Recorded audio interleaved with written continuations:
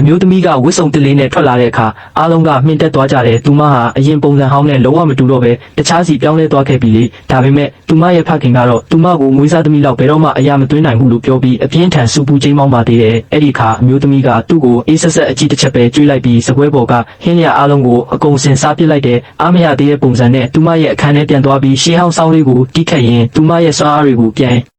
လေရယူဖို့ကြိုးစားခဲ့တယ်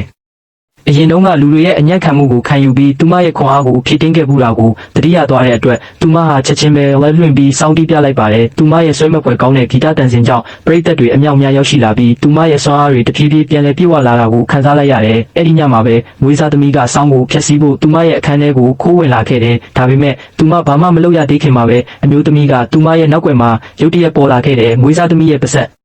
ထဲကိုပန်းသီးတစ်လုံးထိုးထည့်လိုက်ပြီးမန်တန်နဲ့အမိုးပေါ်ကိုချက်ချင်းပို့ဆောင်လိုက်ကဘာမှမစင်စားပဲအောက်ကိုတွန်းချလိုက်ပါတော့တယ်။နောက်နေ့မှာမွေးစားသမီးကသူမတို့ရဲ့အကူဖြစ်သူကိုတိုင်တော့လိုက်တဲ့အတွက်အကူကဖုံးဆက်ပြီးအမျိုးသမီးကိုအော်ဟစ်ဆူပူပါတော့တယ်။ဒါပေမဲ့အမျိုးသမီးကသူမရဲ့အခန်းထဲကိုတက်ကောင်ရဲ့အချိန်မှာဘာလို့ခိုးဝင်ရတာလဲဆိုတာကိုပဲပြန်ပေးခိုင်းလိုက်တယ်။အဲ့ဒီခါမွေးစားသမီးလည်းဘာမှမတတ်နိုင်တော့ပဲသူမဟာအိပ်ပျော်နေရင်လမ်းလျှောက်တက်တဲ့ယောဂဆွေးပွားကိန်းမရှိလို့မှာပြီးချော်ကြတာပါလို့လိညာပြောဆိုလိုက်ရတယ်။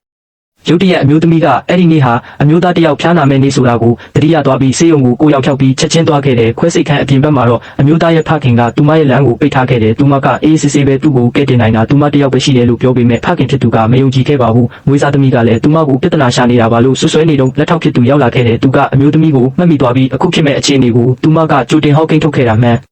ကန်ကြောင်းအတီးပြုတ်ပေးခဲ့ပါတယ်အဲ့ဒီတော့မှဖခင်ဖြစ်သူကသူမကိုအထဲဝင်ဖို့ဖိတ်ခေါ်လိုက်ရတယ်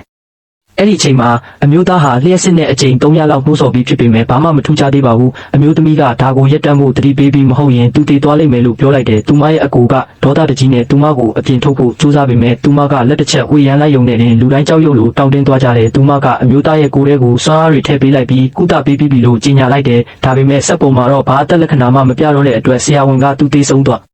ဒါပြီလို့သတ်မှတ်လိုက်ပါတယ်